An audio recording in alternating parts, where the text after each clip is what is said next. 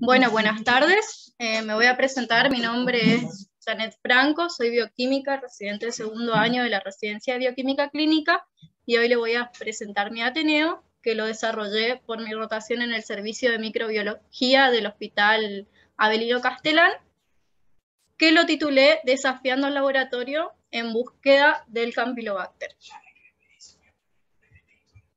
Si pueden poner nombre y DNI en el chat para la asistencia, se lo agradece. Bueno, para arrancar vamos a conocer un poco del Campylobacter.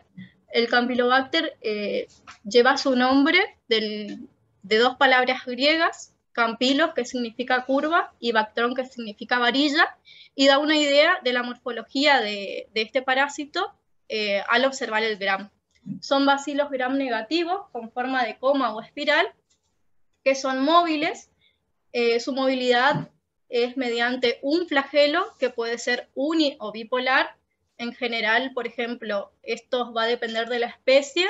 En el caso de Campylobacter jejuni, tiene un flagelo que es bipolar, o sea, se ubican en ambos extremos, mientras que el Campylobacter concisus, por ejemplo, tiene un solo flagelo que es unipolar. Son especies que son nutricionalmente exigentes y atmosféricamente exigentes, por lo tanto van a crecer en un ambiente microaerófilo, y algunas especies crecen en un ambiente aeróbico y otros en anaerobiosis. Esto va a depender de las especies. Las que aislamos en el laboratorio son generalmente microaerófilos. El rango óptimo de temperatura en la que van a crecer también va a depender de la especie. Hay especies que son termotolerantes, y acá se encuentran las que nosotros más queremos aislar en el laboratorio, que son el Campylobacter jejuni y el Campylobacter coli, que son los mayores productores de gastroenteritis a nivel mundial. Y después tenemos especies que crecen a 37 y no a 42, como por ejemplo el Campylobacter fetus, que está asociado a otro tipo de patologías, por ejemplo, bacteremias o endocarditis. Bien, en cuanto a la nutrición exigente que tienen, ellos obtienen su energía mediante la utilización de aminoácidos, y se conocen 25 especies y van sumándose a lo largo del tiempo, digamos. Son las causas zoonóticas más comunes de gastroenteritis bacteriana grave en humanos, y es la principal causa de diarrea asociada a alimentos en todo el mundo. La OMS en 2012 publicó un artículo donde habla que el Campylobacter está entre las 4 especies que más produce gastroenteritis y diarrea en el mundo, y lo pone a Campylobacter como la principal especie bacteriana productora de diarrea. Entonces, para conocer un poquito sobre diarreas, la diarrea es una enfermedad que es la principal causa de morbimortalidad en menores de 5 años en países en desarrollo, y es un factor importante de desnutrición. En el 2003, aproximadamente murieron 1.800.000 niños menores a 5 años como causa de diarrea. Los niños menores de 3 años en países en desarrollo presentan una media de 3 episodios diarreicos por año, y en América Latina y el Caribe las muertes en menores de 5 años son debidas principalmente a diarrea y deshidratación. Entonces acá les traigo el aislamiento de enteropatógenos en Argentina del 2020, en donde ubican a Campylobacter como la tercera causa de diarrea a nivel país, con un porcentaje del 9%. Dentro de la red HUNET, en el 2020 había 30 hospitales que enviaban sus cepas y enviaban su estadística a la red. De estos 30 hospitales, solamente 13 hacían aislamiento de Campylobacter. Por lo tanto, la red HUNET tomó a estos 3 hospitales que aislaban Campylobacter solamente, y fíjense cómo aumenta la prevalencia de esta bacteria como productora de diarrea, de un 9 a un 20%. Entonces,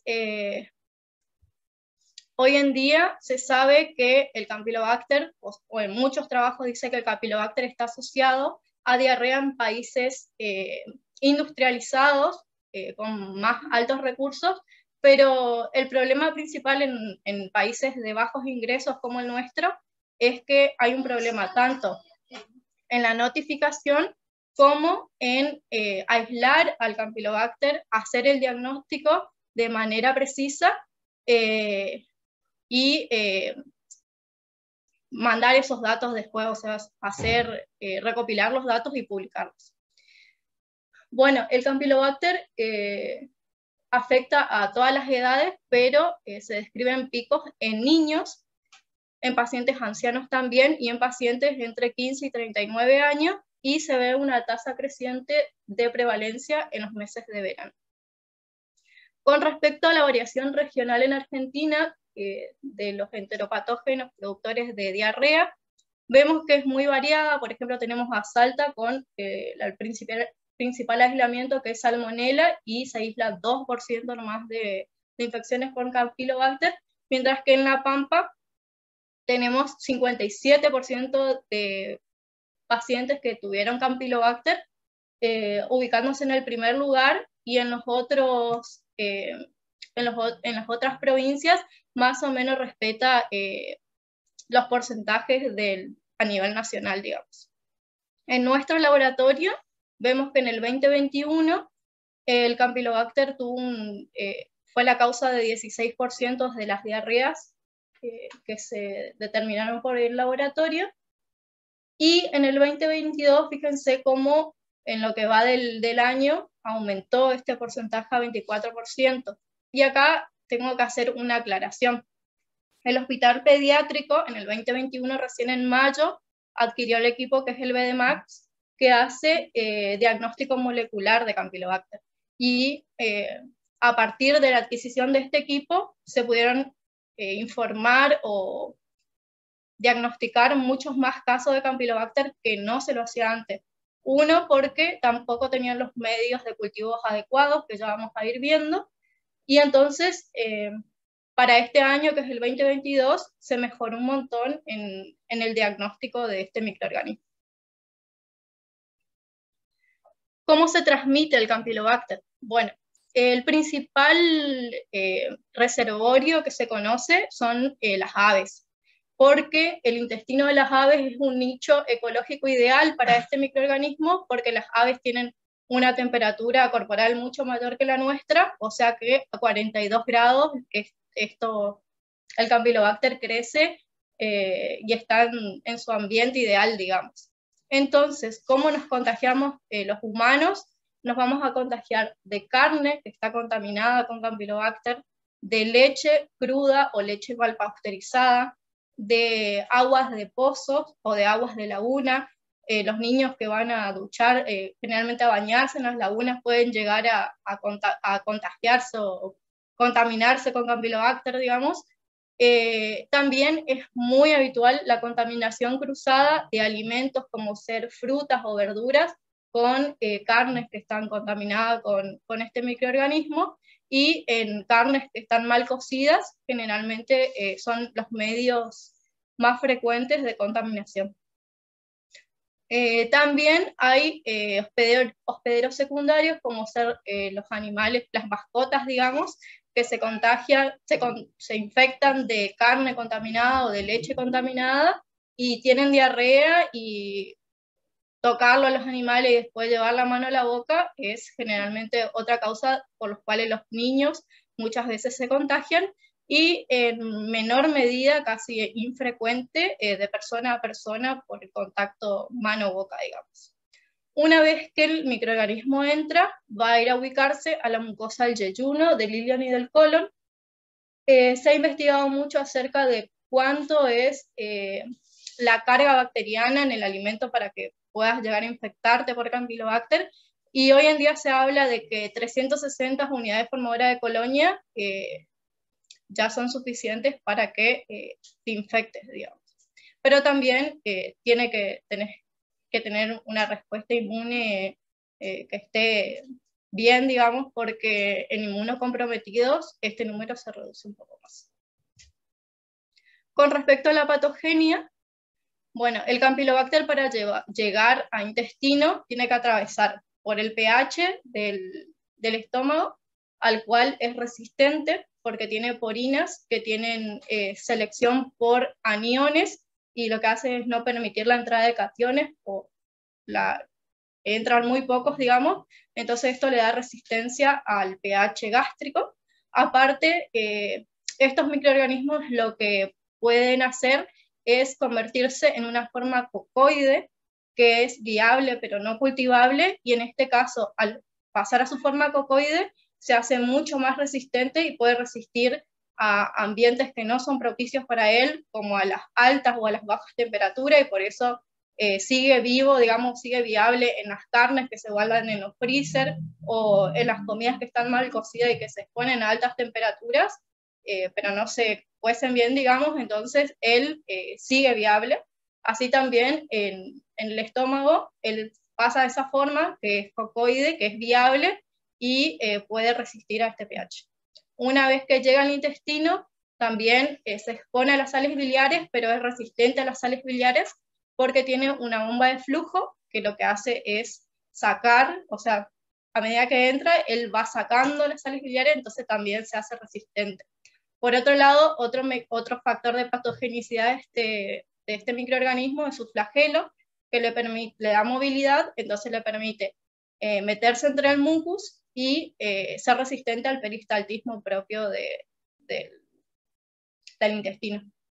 Una vez que penetra el mucus, tiene un conjunto de adhesinas, que las más estudiadas son la adhesina de unión a la fibronectina del Campylobacter y la proteína de adhesión similar a la fibronectina, que son estas dos, las CAP-F y la LFPA, que se unen a fibronectina y activan una cascada de fosforilación que van a llevar a la entrada del Campylobacter al enterocito mediante endocitosis.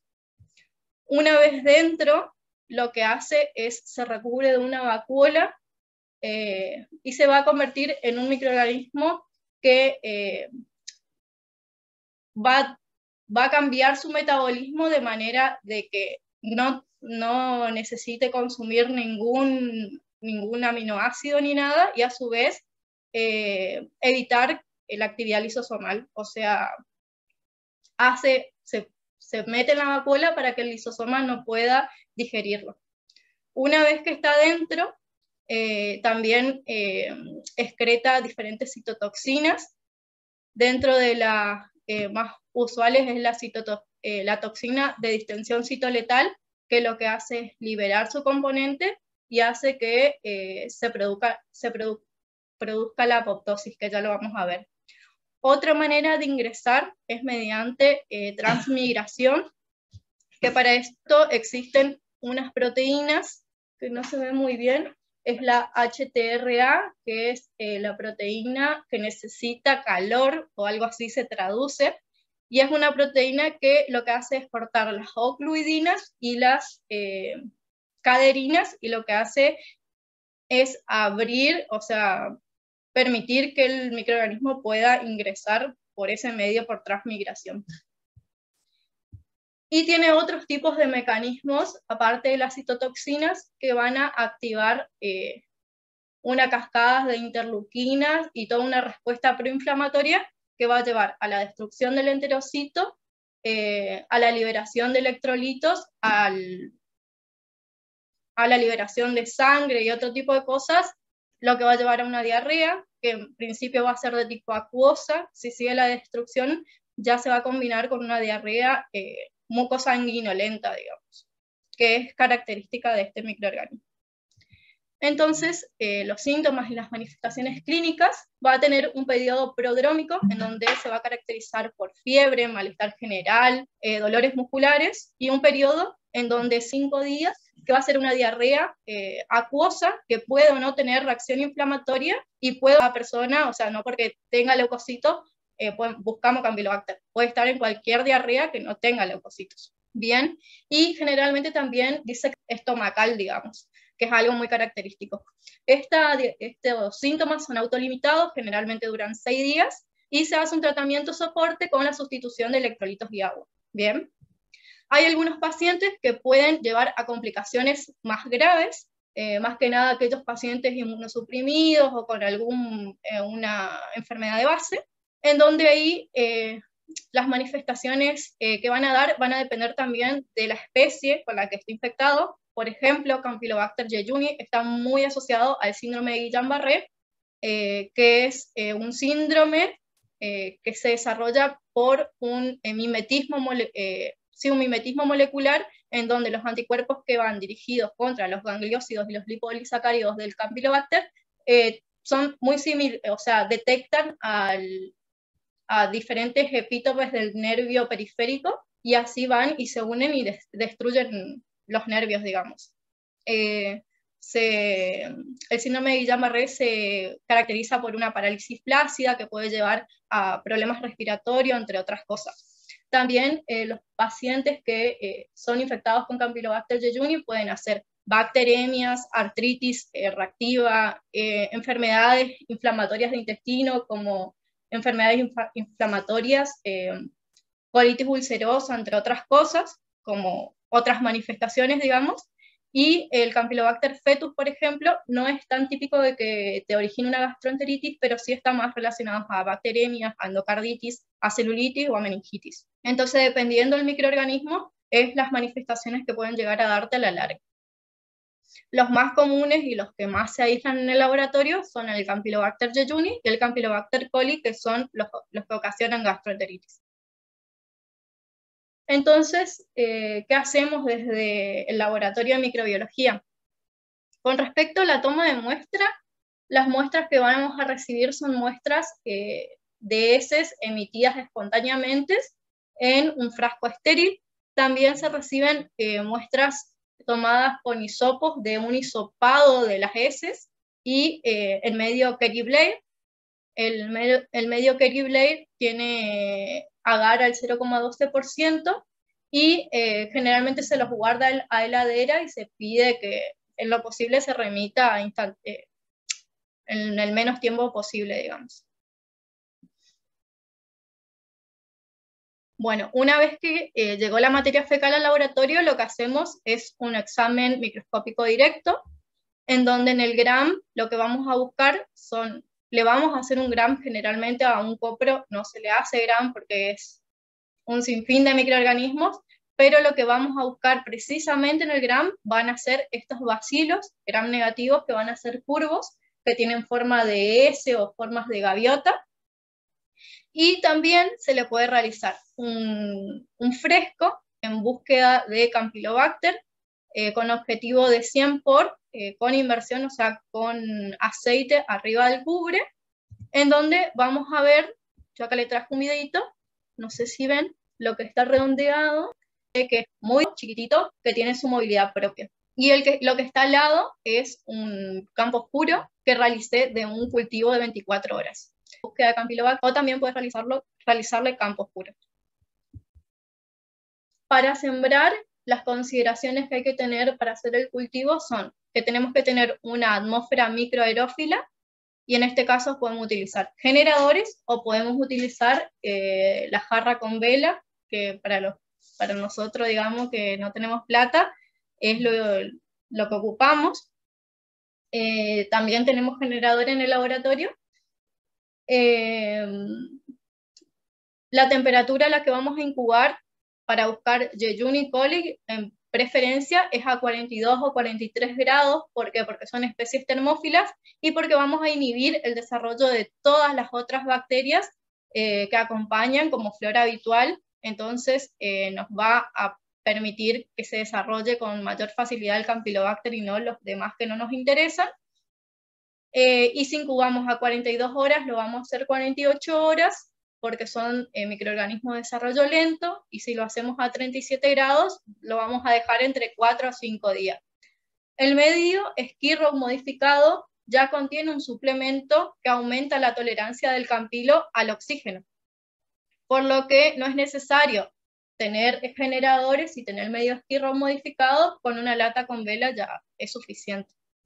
Y lo que Grace me pidió que agregue es que podemos hacer generadores caseros con lana, que bueno, ahí les dejo por si a alguno le interesa, digamos.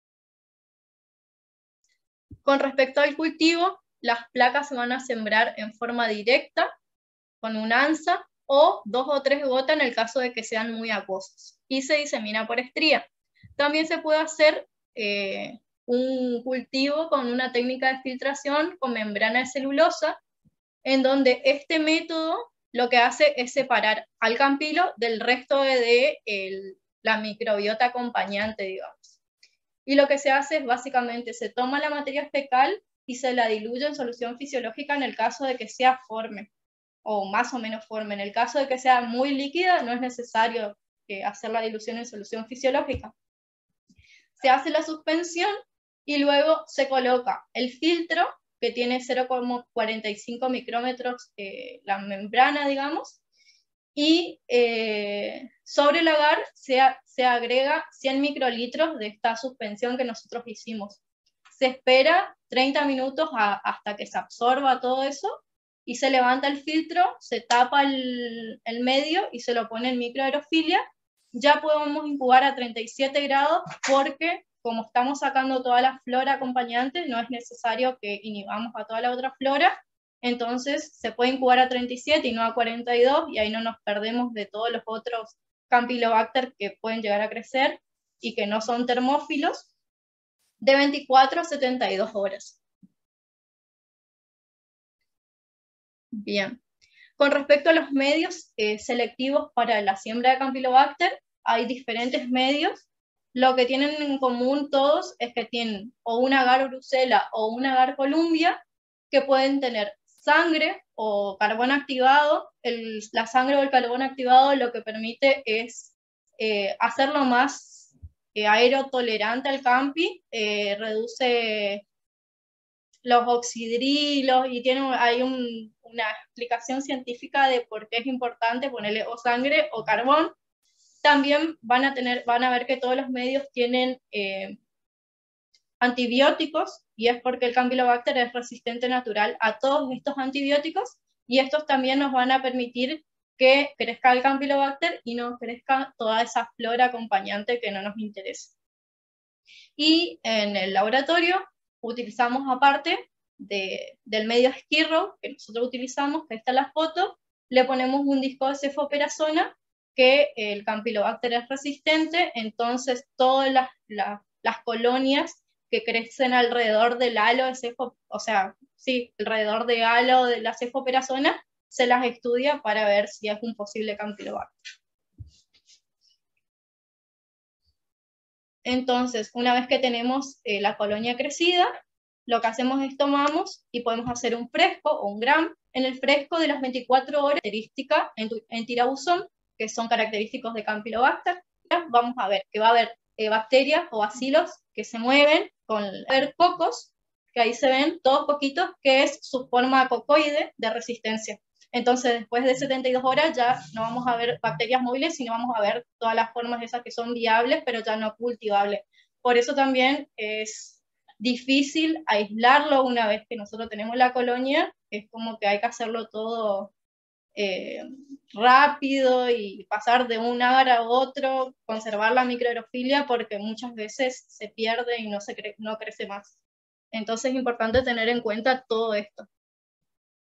Con respecto a la identificación bioquímica, vamos a tener que como ya les dije, los que más aislamos en el laboratorio son Campylobacter jejuni y Campylobacter coli, que los vamos a poder diferenciar con un hipurato por hidrato, mientras que los demás no. Ambos, o sea, casi todos son oxidasa y catalasa positivos. La mayoría reduce el nitrato. Antes se usaba la resistencia al ácido analíxico para hacer la diferenciación de especies. Hoy en día se sabe que con la alta resistencia a quinolonas que hay, esta prueba de identificación ya no sirve, porque son resistentes tanto a cipro como a analíxico. Y bueno, eso es más o menos las pruebas que vamos a utilizar para identificarlos.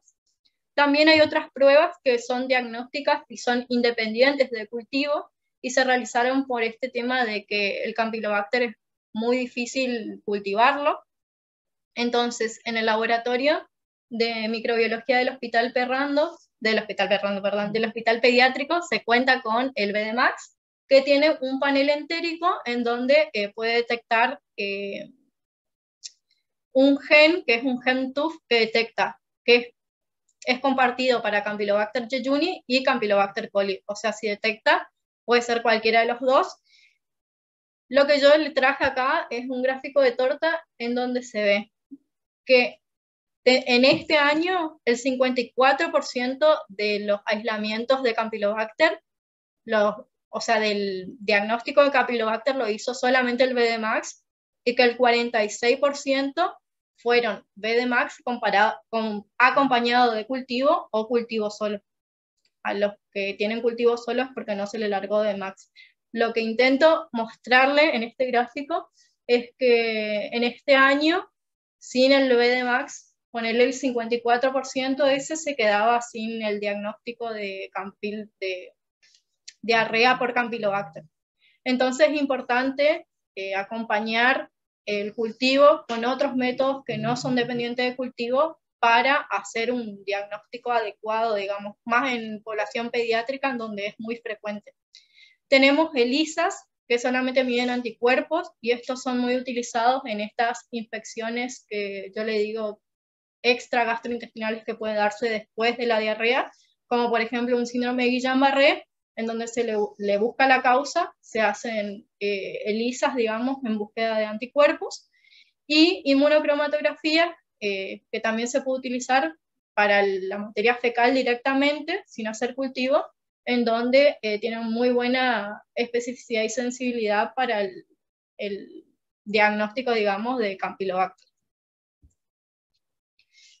¿Cuándo van a administrar antibióticos a los niños con diarrea? Solo se indica tratamiento antibiótico en diarreas sanguinolentas en donde se sospecha de una shigelosis o de un cólera con deshidratación intensa. Y para el resto de los casos, solo en infecciones agudas que no presentan mejoría, en infecciones severas complicadas, en infecciones sistémicas, en pacientes que viven alto, en embarazadas, que bueno, no es el caso del pediátrico, y en pacientes inmunocomprometidos. El tratamiento antibiótico para Campylobacter se vio que acorta la duración de la diarrea, y por eso es importante que se diagnostique al tiempo y no se espere todo este tiempo que nosotros teníamos en el laboratorio de sembrar, de esperar 48 horas. Entonces es importante estos métodos que no dependen de cultivo. También es importante tener una estadística con respecto a la sensibilidad antibiótica del nosocomio, por ejemplo, para no esperar un antibiograma de Campylobacter 4 días después. Entonces saber la sensibilidad que se maneja en la población y medicarlo automáticamente cuando se sabe el diagnóstico. El tratamiento acorta el tiempo de la excreción de Campylobacter, es más efectivo cuando se da tempranamente y su efecto parece mayor que en infecciones, por ejemplo, con salmonella. ¿Qué se utiliza? Los antibióticos de elección son eritromicina y acitromicina, y Red Hunet también pone dentro de los antibióticos de elección como segunda opción ciprofloxacina. Pero ya vamos a ver que la ciprofloxacina tiene un alto valor de resistencia, por lo cual hoy en día no está recomendada dar. Otras opciones de tratamiento sería tetraciclina, cloranfenicol, nitrofurantoína o fosfomicina. Entonces ahí más o menos yo le puse lo que le terminé de decir, que la cipro tiene altos valores de resistencia, y si no tiene resistencia a cipro, puede ser que ocurra en el tratamiento, durante el tratamiento. Son los valores para difusión y para SIM que propone el CLSI. Y bueno, y para infecciones extragastrointestinales se recomiendan otro tipo de antibióticos como imipenem, amoxiclavulánico, gentamicina o cefepime. Estos antibióticos no cuentan con valores de corte en CLSI y se recomienda que se utilicen los puntos de corte para enterobacterias que están en la tabla 2A. O sea, que se use para orientarnos a la sensibilidad del Campylobacter para estos antibióticos que no tienen sus valores propios. Eso como dato de color.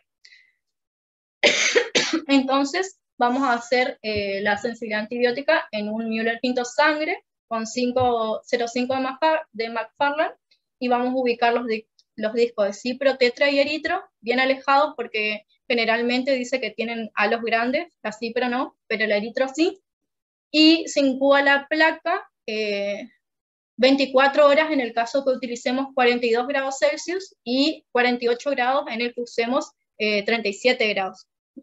48 horas si utilizamos 37 grados. No se recomienda el uso de bolsitas para microaerofilia y se recomienda el uso de jarras o de un ambiente que esté en constante recambio, porque con las bolsitas para microaerofilia se vio que los antibiogramas van mal. Entonces eso se recomienda que se usen jarras o ambientes con constante recambio. Como resistencia natural, el Campylobacter jejuni y el Campylobacter coli es resistente a betas-lactámicos, ya sea penicilina, cefalosporina de primera, de segunda. Las de tercera no son una buena opción. Trimetoprima, rifampicina, streptogramina, banco, entre otras. Por lo tanto, son todos estos antibióticos los que se usan para armar los medios para el aislamiento. El Campylobacter clari y el Campylobacter fetus son resistentes a ácido nalidíxico y no tienen resistencia a cipro, por lo cual se pueden utilizar para identificación en estos casos solamente, digamos. Y estas resistencias se dan por una bomba de permeabilidad que, como yo les conté, tiene permeabilidad, o sea, deja pasar moléculas de alto peso molecular, de bajo peso molecular y con carga negativa. Entonces, todos estos antibióticos que están ahí van a tener un aumento de SIM porque los poros no van a permitir su paso. Y tiene un sistema de flujo que también lo que hace es, cada vez que entra el antibiótico, lo saca, por lo cual vamos a tener aumento de la SIM en todos esos antibióticos que están ahí enumerados por este sistema de flujo. Este sistema de flujo también es el que le da resistencia a los ácidos biliares que le había contado anteriormente. Y a su vez, los beta-lactámicos en el Campylobacter tienen reducida unión a las PBPs, por lo tanto los beta-lactámicos no son una opción para la terapéutica. Con respecto a la resistencia adquirida, vamos a ver que los macrólidos tienen resistencia adquirida por una alteración en el sitio blanco y por el sistema de flujo que ya les conté. Lo que hacen los macrólidos es unirse al RNA 23S y lo que va a hacer el Campylobacter es hacer una modificación genética que no va a permitir que el macrólido se una a esa porción. Entonces vamos a tener resistencias por este mecanismo. Las tasas de resistencia en Campylobacter jejuni son bajas, generalmente de un 0 a un 11%, mientras que en Campylobacter coli aumentan bastante hasta un 68%. No veo la barra, así que no puedo silenciar.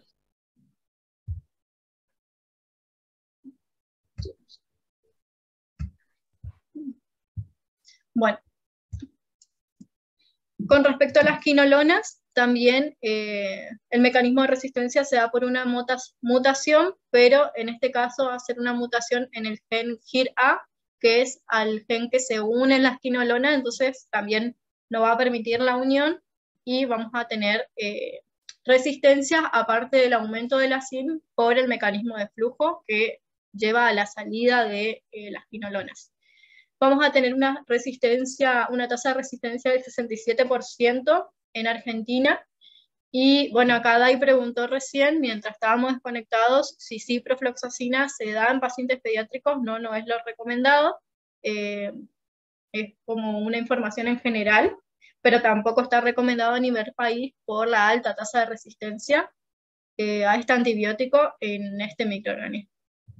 Con respecto a la tetraciclina, también se vio una resistencia por protección ribosomal mediada por el gen TET-O, que lo mismo que los demás antibióticos no va a permitir la unión a su sitio de acción.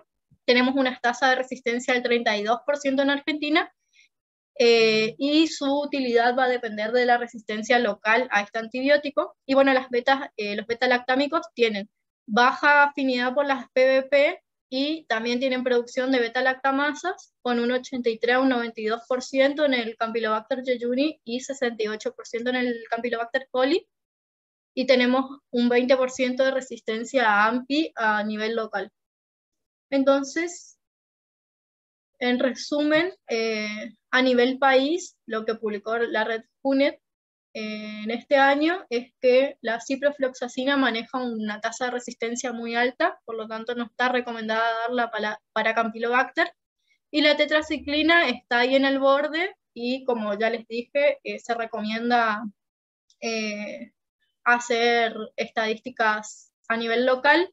En cuanto al eritro, que es el antibiótico de elección, vemos que no tenemos tasa de resistencias, así que es lo que podemos utilizar, digamos. Esto es más que nada para mostrarle un trabajo que se hizo en 2010, o sea, tomaron muestras desde 2007 a 2010 y evaluaron las tasas de resistencias en diferentes provincias de Argentina, y se vio que fue variando la tasa de resistencia dependiendo de la zona. En donde tenemos, por ejemplo, en Buenos Aires, hasta un 70% de resistencia a tetra, perdón, mientras que en otras provincias la resistencia es mucho más baja, entre un 20 y un 40%. Para mostrarle nomás, más que nada. Y este es el perfil de resistencia antibiótica en nuestro laboratorio, que aunque el N es muy chiquito, solamente tenemos de 29 antibiogramas hechos, pero creo que dice mucho porque tenemos un 60% de resistencia a cipro, la resistencia a eritro es baja y la tetraciclina ronda en un 19%. Entonces siempre la elección va a ser la de eritro con respecto a los demás antibióticos. Y bueno, como conclusión, el Campylobacter es una de las principales bacterias que causa diarrea a nivel país, y hoy se presenta el principal desafío, que es aislarla, más aún en aquellos laboratorios que no tienen biología molecular de soporte u otros medios independientes de cultivo. Contamos con medios caseros, contamos con medio casero para utilizarlo en el caso de no tener el instrumental necesario, por lo cual queda por nuestra parte también empezar a hacer la búsqueda y empezar a aislarlo, poner un poco de nuestra parte, y los métodos independientes de cultivo es una buena opción disponible para nuestro medio para la detección de campylobacteriosis, indispensable más en paciente inmunocomprometido con alguna enfermedad de base. Bueno, esta es la bibliografía que utilicé, y muchas gracias. Estos son nuestros contactos, y el Ateneo va a quedar guardado y subido a nuestro canal de YouTube.